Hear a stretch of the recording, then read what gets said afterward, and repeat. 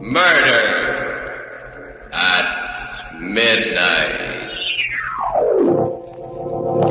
That gun won't do you any good. Besides, you're pointing it the wrong way. I'm pointing it right between your eyes. That's what I mean.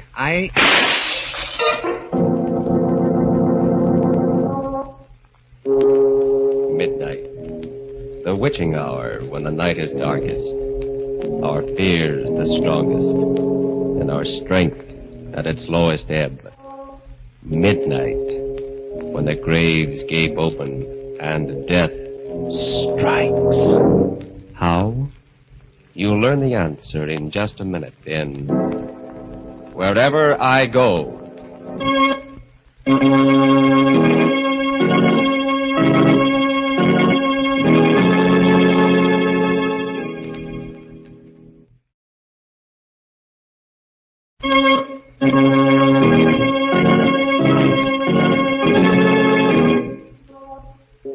And now, Murder at Midnight. Tales of mystery and terror by masters of the macabre.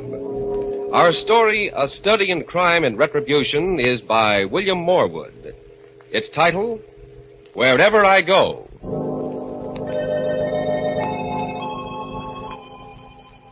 The music room of an old country mansion. Seated at the piano, playing with the skill of an accomplished musician, is Gordon Ormsby. Engrossed in what he is doing, he is not aware his wife, Ellen, has come in until... For goodness sakes, Gordon, when are you going to stop that pounding? What? Well, I thought you enjoyed music, my dear. I do when it's well played. Oh, don't be childish. You might have a little consideration for my headache. You and your headaches. There's nothing whatever wrong with you. The doctors have as good as told you that. It's all in your mind. The affectation of a silly rich woman. Lucky for you I am rich. Or where would you be now? Someplace where I'd amount to something. I had talents when I married you, Ellen. I could have been a great musician or a great painter or a writer. You were what you are now, what you always will be.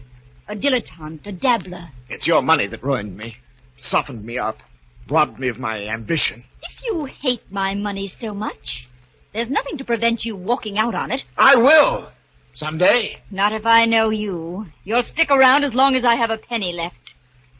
Oh, my head. Oh, you poor, poor darling. Oh, I don't expect sympathy from you, but... Oh, when I feel like this, I could kill myself. That would be too much to hope for. Wouldn't it be nice for you, Gordon? Little me out of the way, and all my wicked money to spend exactly as you pleased. But don't worry. I'll live to a ripe old age, just to spite you. I'd never thought of it before. Her dying. Never. But after that, I couldn't get it out of my head. There was so much I could do with her money. I could go abroad, study. But first, I had to get rid of her. It was dangerous even to think about, but I conceived a plan and developed it carefully, slowly, step by step. Ellen, we've got rats in the cellar. I saw signs of them today. How awful. We must do something about it. Ellen, have you done anything about those rats? I ordered some stuff from the drugstore. Well, there's only one thing that's any good, and you'll have to get a prescription for that.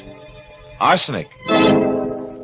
Let's eat home on Thursday, Ellen. Oh, but it's a servants' night out, and we always go to a restaurant. I know, but I want to try my hand at cooking up something. Well, it's sure to be poison, but... All right.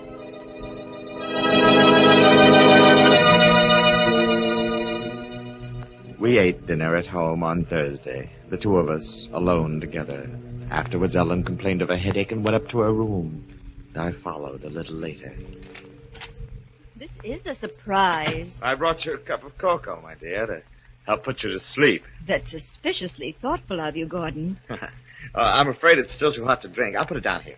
What have you done to your hand? What? It's all bandaged up. Oh, I scalded it in the kitchen. It's a nuisance, too. I wanted to write tonight. What are you working on now, Shakespeare? Your memoirs? No, dear. I don't expect to die for a while yet. No, it's a story about a girl suffering from an incurable disease who commits suicide. Sounds morbid to me. Oh, but it's not. I'm making it very tender and beautiful. As a matter of fact, I did mean to write the death scene tonight. With this hand, I'm... Say, Ellen, would you help me out? How? Well, I've got the girl's suicide note all set in my mind. I can't write with this. Would you write it down while I dictate it? Oh, do it yourself tomorrow. Oh, please. It'll only take a minute. Please. Oh, all right. Where's some paper? Here. But that's my very best stationery. I hate to waste it. It won't be wasted. Ready? Yes. Here goes. It's, I can't stand the pain any longer. Nobody knows how much I've suffered. Death will be peaceful compared to this. Wait a minute. What? What's wrong? You're going too fast. Oh. Death will be... What? Peaceful compared to this. Forgive me for what I'm doing, but this is the only way out. Signed, Yes? Ellen. What? I named her that, dear, because she reminded me of you, so noble in her suffering. I thought you'd be pleased. Well, I'm not. You'll have to think of some other name. All right. Jane. Jane? You remember Jane Turner, the girl I was going with when I met you? I don't think she'd mind. But I would. There. It's signed... Ellen. Thank you, my dear. You don't know how much this means to me. Oh, my head's splitting. Oh, I'm sorry. Cocoa? Drink it. That should end your headache. Drink it, Ellen. Tastes queer. Well, I couldn't find the sugar, so I sweetened it with maple syrup. Well, I don't suppose it'll kill me. Drink it all. Drink it all. There. Oh, What's the matter? oh, that pain. Gordon, do something. Why are It you... won't be long now, Ellen. You mean that arsenic you bought for the rats. You're mad. They'll hang you for this. No, Ellen. Oh, no. You have left a note behind. It's a clear case of suicide. I was shaking all over, yet my nerves had to be steady for what lay ahead of me. My own life depended on it. Music, that would relax me. The piano. I raced downstairs for the music room, but before I reached it, I heard the playing. I pushed open the door.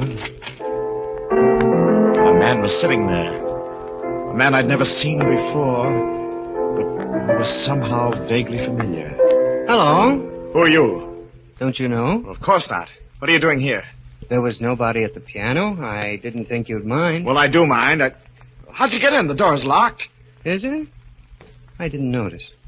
Breaking and entering, huh? I've got a good mind to call the police. I'm sorry you're so suspicious. Still, I realize the strain you must be under. What do you mean by that? I'm afraid I'm interrupting you in business vital to both of us.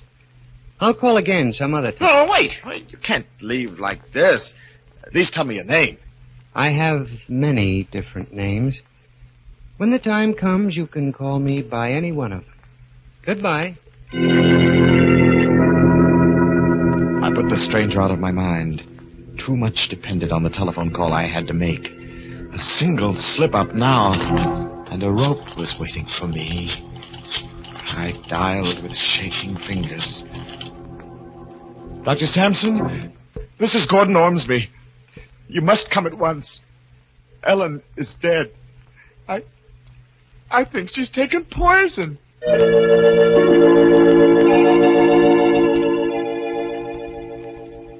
It worked out, just as I'd planned, just as I'd hoped it would.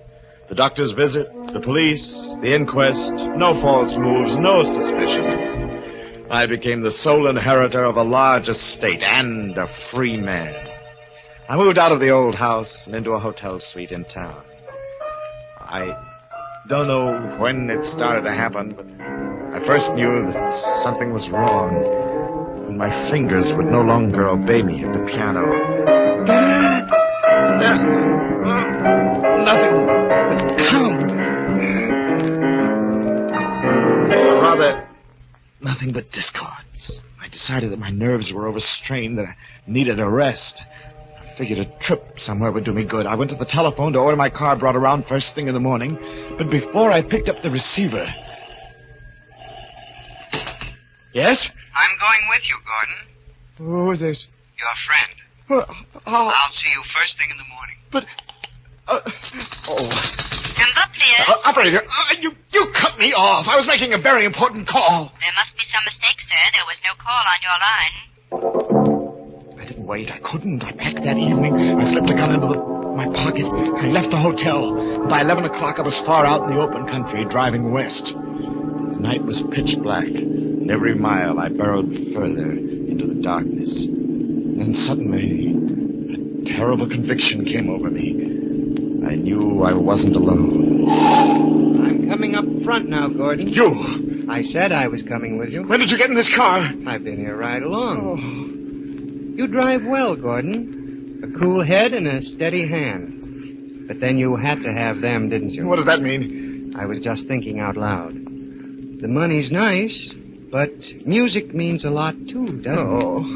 A pity that went sour on you. Look, I don't know who you are or what you're talking about. And yet you proved a point to Ellen. You proved that you were an artist in a way, even though she couldn't live to appreciate it. Her death was your masterpiece. The sweat stood out on my forehead. My mouth was dry. I didn't want it this way. One murder was enough to haunt me. But he left me with no alternative. He knew too much. Somewhere along that road, when the night was darkest, I knew I had to kill the stranger. Yes.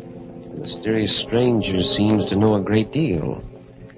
Is it possible he knows even more than Gordon suspects about his plan for murder at midnight?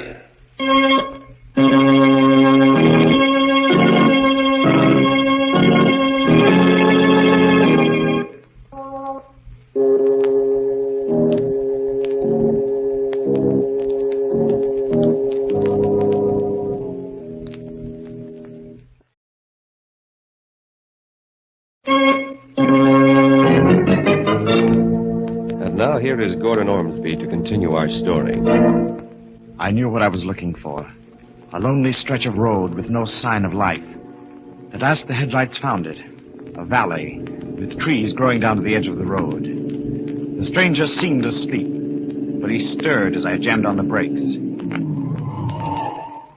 Hey, what's wrong, Gordon? Must have a flat. The wheel feels funny. Would you mind having a look? That would be very unwise for me. Why? You have a gun in your pocket. I would make a perfect target out in the headlights. Well, since you're so suspicious. Here, take it. You amuse me, Gordon. However... How do they look? All right on this side. I'm sure it's one of the front tires. I'll see the other side.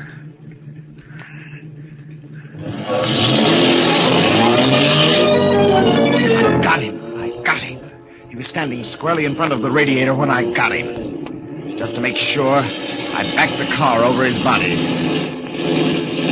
I dragged him across the ditch and into the woods. I dug a shallow grave with a tire iron, hacking in among the roots and the rocks. And then I covered him over. I got back into the car.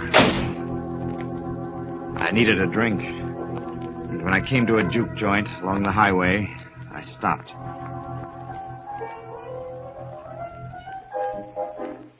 All right. What's yours, mister? Scotch, straight. You been driving hard, mister? Why? You look all in. Give me another shot. No, wait. Look, I'll buy the bottle. I don't always want to sell. You know, scotch is hard to get around here. I'll pay for it. I took the bottle over to a booth and began putting it away. I felt better, warm inside. It was going to be all right after all. The stranger was dead, and they'd never find his body. I was in the clear with nothing to worry about. Help a poor blind man. Help a blind man. There was something about that blind man's stick that got on my nerves. He came up to my table. Help the old blind man, please. Get away from here. Please, sir, if you'd be so kind. Will you get away? Yes, sir. I'm sorry. I don't want any favors from anyone. I said beat it. Hey, I'm going, but you shouldn't have done that. what's going on here? What's the idea of shoving Nettie? He was annoying me. Then I saw him. He had the blind man by the elbow and was leading him toward the door. The stranger. What's the matter with you, mister? What are you staring at? There. Don't you see him? Oh, blind Ned? Well, sure. No. The man with him, opening the door. There's nobody with him. Blind Ned don't need nobody. He's been going in and out of here by himself for years. But it was he. I knew it was. I'd killed him, buried him, and... Well, was he dead or wasn't he? I had to know. I drove back up the road. There were the trees and the broken weeds in the ditch through which I'd dragged the body. I walked carefully among the leaves, searching for the grave. Hello there. What? What you doing? Oh, who are you? State trooper. Saw your car parked on the road, followed you in. Well, I'm looking for my watch. I lost it here this afternoon at a picnic.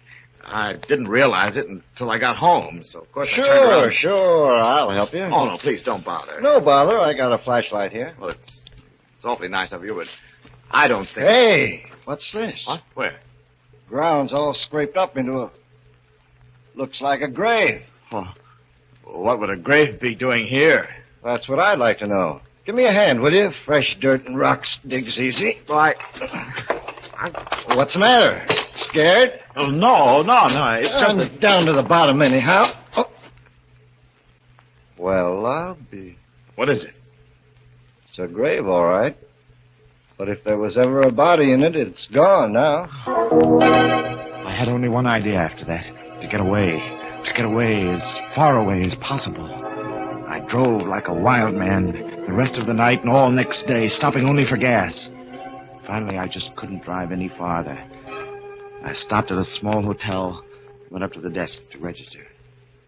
Sign here, please. Yeah.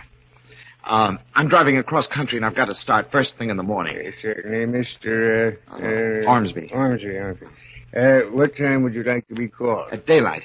And another thing, I don't want to be disturbed under any circumstances. Yes, sir. That's important. No matter who wants to see me, on what excuse, I don't want to be I disturbed. understand, Mr. Ormsby. Now, if you follow the porter. The elevator doors were just closing when I saw him. He'd come in from the street and was walking across the lobby to the desk. I reached my room, dismissed the bellhop, and locked the door. With a shaking hand, I picked up the telephone. Yes, clerk? This is Mr. Ormsby. I thought I recognized a friend of mine in the lobby. A man about the same height and build as myself, dressed in a gray suit. I'm afraid... Well, he came in right after me. I haven't seen him in some time, and I've forgotten his name. Would you mind looking in the register and telling me what it is? Just a minute now, look. Here we are. Your signature, Mr. Ormsby, and then... Yes? I'm sorry, sir. There is something, but the name's blotted. I can't make it out. I knew now there was no escape. I took the money from my billfold and piled it on the table. I examined my revolver to make sure it was loaded. And then I sat and waited. A few minutes before midnight, the knock came.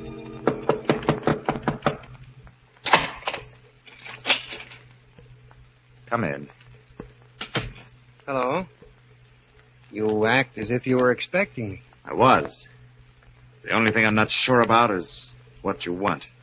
Or rather, how much. You should know. All the cash I've got's on the table. Nearly $500. Ellen left you a good deal more than that. All right, I'll write you out a check. Name the amount. Everything you possess. What?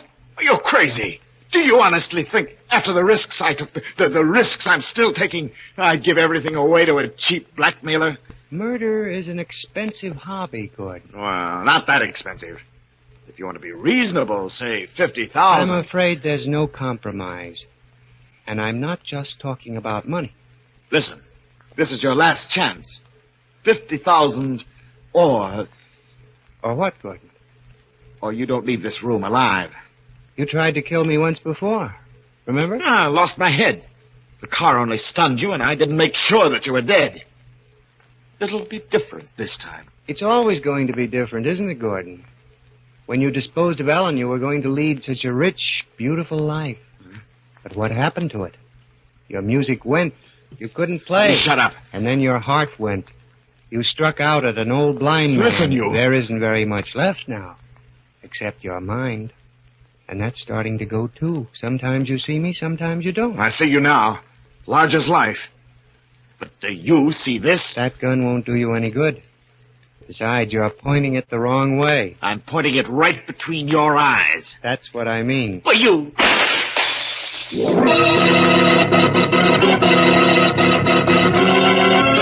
He was gone. Yes, gone. Nowhere in the room. Then I heard the rapping at the door. In a daze, mechanically, I opened it. Anything wrong, mister? What? Who are you? The house detective. I thought I heard... Oh, you must have seen him. He must have run past you in the corridor. Who? The stranger, the man who was in my room. Oh, I did. Hey, be careful of that gun. Well, I had to shoot him. He was threatening me. He was standing over there when I let him have it. Oh, yeah? What did he look like? He's about my height and build, wearing a gray suit.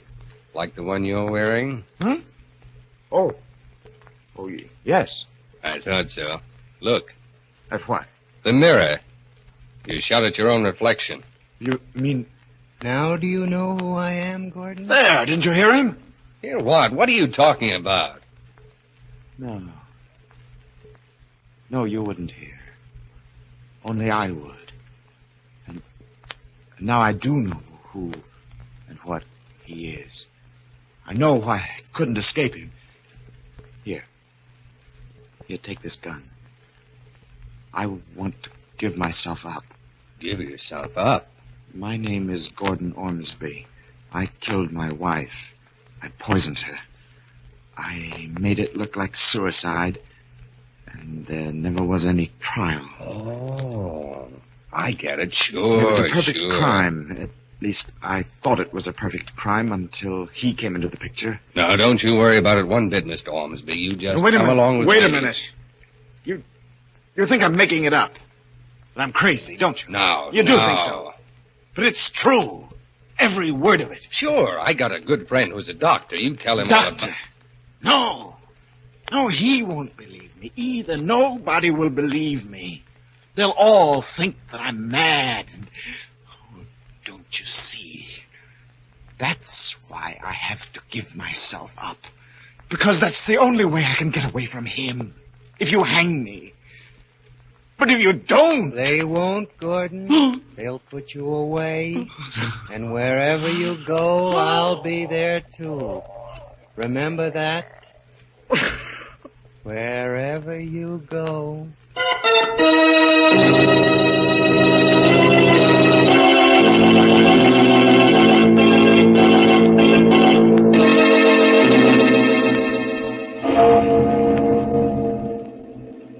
Taking him firmly by the arm, the detective leads the struggling Gordon out into the corridor.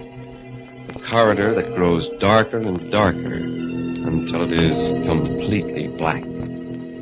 Somewhere in that blackness, a voice is whispering, and it continues to whisper until it is drowned by a clock striking 12 for murder at midnight.